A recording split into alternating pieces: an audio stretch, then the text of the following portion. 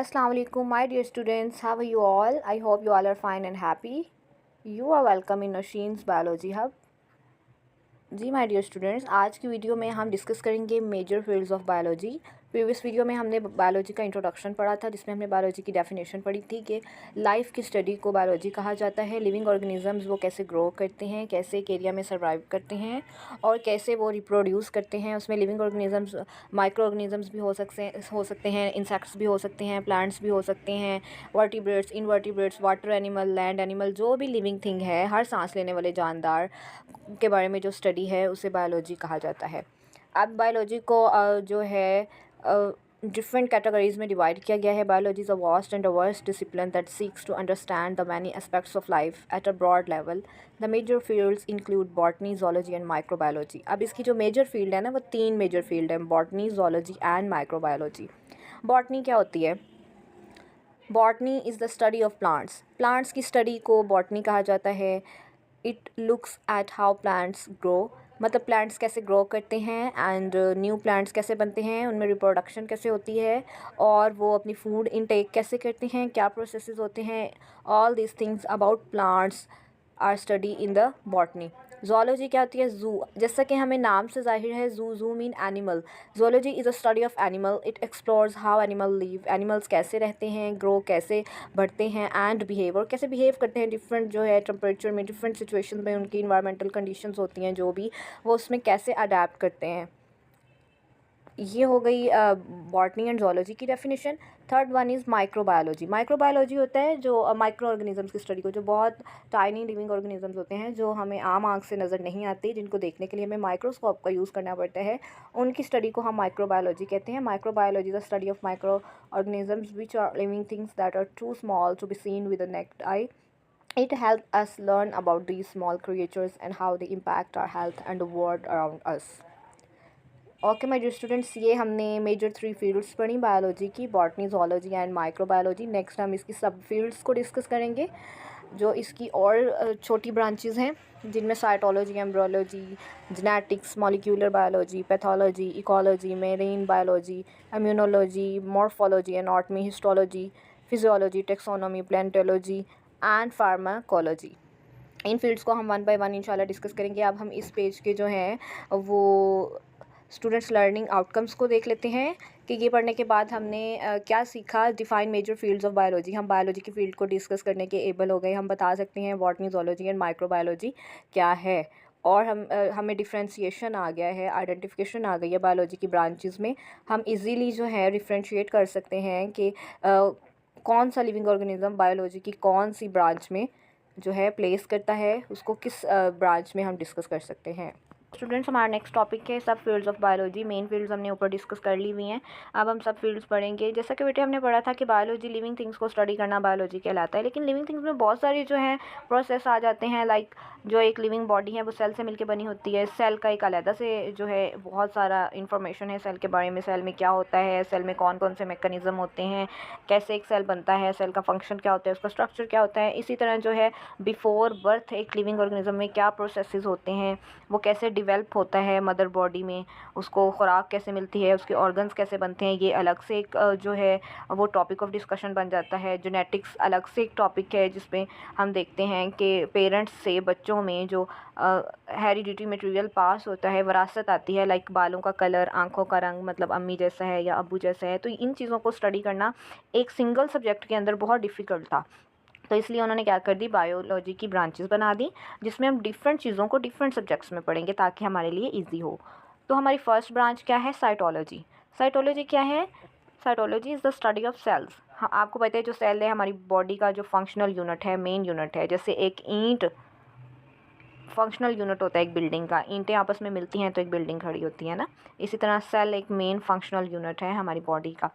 फिर इसमें जो साइटोलॉजिस्ट हैं, जो साइटोलॉजी की स्टडी करते हैं, उन्हें हम साइटोलॉजिस्ट कहते हैं। वो क्या इसमें देखते हैं? Structure, function and development of cell. Cell के डिफरेंट काइंड ऑफ स्ट्रक्चर्स होते हैं, ठीक है। डिफरेंट जो ऑर्गन्स हैं उनमें डिफरेंट सेल होते हैं, उनका डिफरेंट स्ट्रक्चर होता है, हर सेल का डिफरेंट फंक्शन होता है, एंड डेवलपमेंट ऑफ सेल, और सेल कैसे बनते हैं।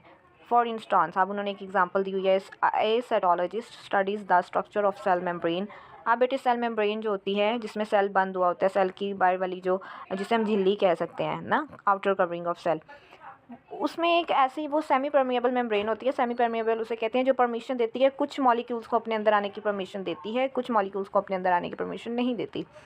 अब साइटोलॉजिस्ट इस चीज़ को स्टडी करते हैं कि वो कैसी बनी हुई है, कैसे वो एंटर होने देती है और किन मॉलिक्यूल को वो एंटर होने देती है, किन मॉलिक्यूल को वो एंटर नहीं होने देती। ये तो एक सिंगल चीज़ है ना सेल मेम्ब्रेन के बारे में पढ़ना। इसी तरह ओवरऑल सेल की स्टडी, सेल के अंदर जो प्रोसेस हो रहे हैं इन सब को स्टडी करना साइटोलॉजी कहलाता है और इस सब को साइटोलॉजी में ही स्टडी किया जाता है। ठीक है, इसके बाद आ जाती है एम्ब्रियोलॉजी। एम्ब्रियो बेटे जो हमारा बिफोर बर्थ जो लिविंग ऑर्गेनिज्म होता है ना, मदर के बॉडी में जो होता है उसको एम्ब्रियो कहा जाता है। अब उसको स्टडी करना कि वो जो है मदर की बॉडी में कैसे डेवलप हो रहा है, उसके ऑर्गन कैसे बन रहे हैं, आफ्टर सम वीक्स या आफ्टर सम मंथ्स उसमें क्या चेंजेस आती हैं, किस मंथ में आके उसमें क्या डेवलपमेंट हुई है। तो ये सारी स्टडी करना ना एम्ब्रियोलॉजी कहलाता है। Embryology is the study of development of an organism from an embryo to complete individual. तब तक स्टडी करना जब तक वो एक पूरा नहीं बन जाता, मतलब उसका टाइम पीरियड जो है वो मुकम्मल नहीं हो जाता बनने का। ठीक है, एम्ब्रियोलॉजिस्ट जो एम्ब्रियोलॉजी की स्टडी करते हैं उसको एम्ब्रियोलॉजिस्ट कहते हैं। Focus on the various stages of development, उसमें से उन्होंने एक एग्जांपल ली हुई है जो embryologist look into how the human heart develops. उन्होंने एक हार्ट की एग्जांपल दी है कि जो हार्ट है वो कैसे बनना स्टार्ट होता है ना, हार्ट की स्टार्टिंग कैसे होती है। वो जो है बेबी में मदर की बॉडी के अंदर रहते हुए हार्ट बन जाता है ना, तो वो वहाँ से ही उसको जो है ना ऑब्जर्व करना शुरू कर देते हैं कि हार्ट कब से किस मंथ में आगे बनना स्टार्ट हुआ और कितना प्रोसेस लगा और कैसे बना। इसको एम्ब्रियोलॉजी कहा जाता है। थर्ड हमारी ब्रांच आ जाती है जेनेटिक्स। ठीक है, the study of genes and heredity is known as genetics.